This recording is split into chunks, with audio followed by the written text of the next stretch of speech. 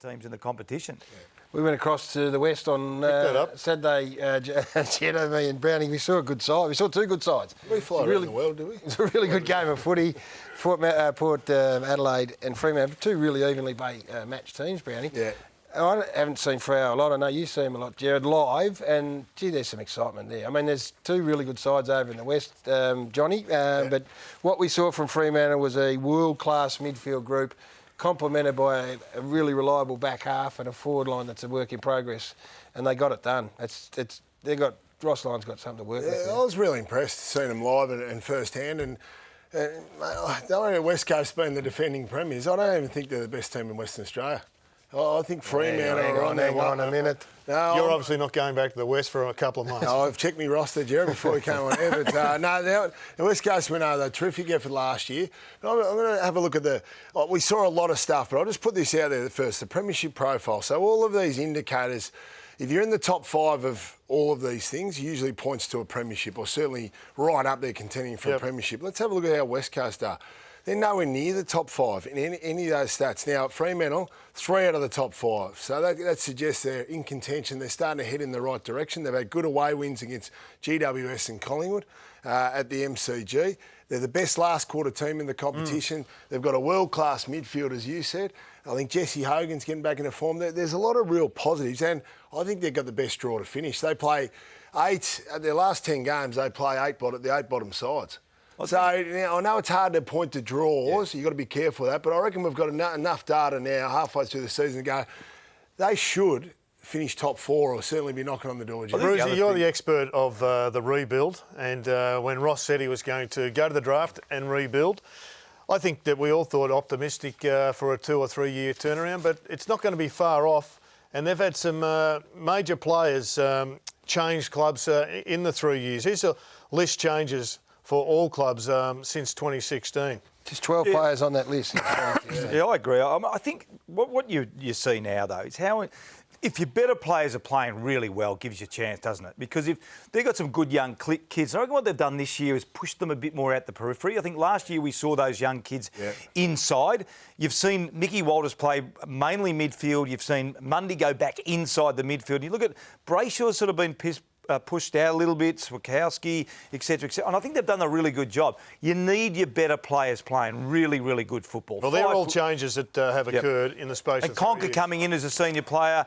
Brad Hill's playing some terrific football. Langdon on the other wing's playing really well. I know a lot like about Conker too, Rosie. He's brought a bit of a defensive presence to their midfield. So we know, Walters, Fife and Mundy, they all love to charge forward out of the midfield. But Conker's that sort of accountable midfielder. Yeah. It sort of just balances them up, I reckon. You've been drinking clearly on Saturday night. Just hang on one second. Just on that, Ross Lyon was... The knock on Ross, if there was a knock, was whether he could do a rebuild. Yeah. I mean, that graphic was really telling, isn't it? No one else in the competition's turned over lists more than him. And he's got him playing exciting footy. I'll go back to my allegation of you drinking. Why is that? Because over the last 20 years I've known you've never wrapped the ruckman up in your life. And yet, quarter 4, you went over the top. I did. Well, at three-quarter time, we looked at... There was a play just prior to the three-quarter time siren where Paddy Ryder led inside 50 and Big Shawnee Darcy was trailing. So we thought at three-quarter time, this is going to be a big question, whether this young man that hasn't played much footy against Ryder and Lycett's going to hold up.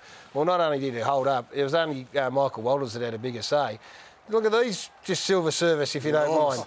And against Lycett, he took him to... Don't you laugh, Jared. You'd like to be on the end of this sort of stuff. Now, all right, there is one coming up that maybe you got credited with that he did in this one here.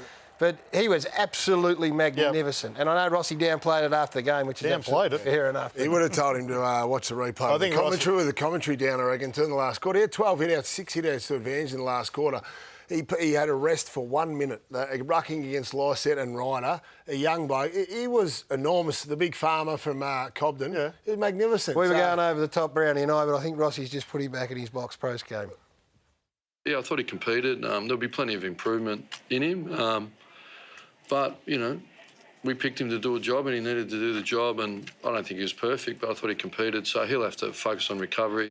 Come on, Rossi, give us. What's that, wasn't Rosie? far off. Focusing on recovery. Hey, moving on to the next week, Give him Gary. something. mate. He was great. Where do you think they're at, Gaz, the Fremantle? I know, I like them. I'm not as bullish as a top 4 spot, but they are absolutely in the mix. They're the best side in WA. I haven't got them that far, but I'm my man here. I like when he goes big. I love Jesse Hogan's performance, Jared. It's going to be a big contest next week against Melbourne, isn't it? They got the market wrong right now. If you wanted to even just have a look, they got the Melbourne are overwhelming favourites for that. There is no chance that they are favourites. Stephen May play on Jesse Hogan? Well, I hope so, because that might just put all the arguments to bed one way or the other. Well, Hogan, the way he went on the weekend is fantastic. It was an all-round centre forwards game or a key forwards game for me. The contested marks, he worked hard all around the ground. He kicked his 3 goals. 11 marks for the day, 17 touches, 3 goals. I thought it was a terrific display for a man that didn't touch the ball until late in the first quarter. Yeah, the way he took his marks, Brownie, wasn't he? He's back to that, the rising star year where reading the play, running back, coming at the ball, coming across. There's some really, really good. And he'll only get better. And Stephen Hill's the other one. I mean, Stephen Hill we know is an absolute A-grader when he gets to. So they've got some serious upside. I know they've got some injuries, but they've got some upside in that team as well. Michael Walters, again, an amazing performance and entertaining both before the final siren and after the final siren. It was good to get the win, but sorry about that. It was good to get the win, but I mean it's all the hard work from everyone there. We put in the hard work throughout the week. We had a good break, but now we're mentally fresh and ready to go.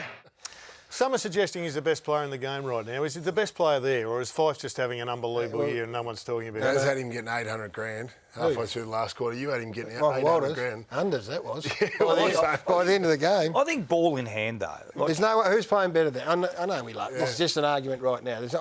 I'd take him. He's the most efficient player in the competition. Yeah. And what's he had? 25 and kicked 6. And He just doesn't miss. He doesn't miss a kick around the ground. He doesn't miss a shot at goal. He's the most efficient. Whether he's the best or not, but he's certainly the most efficient player in the competition. Great to watch live.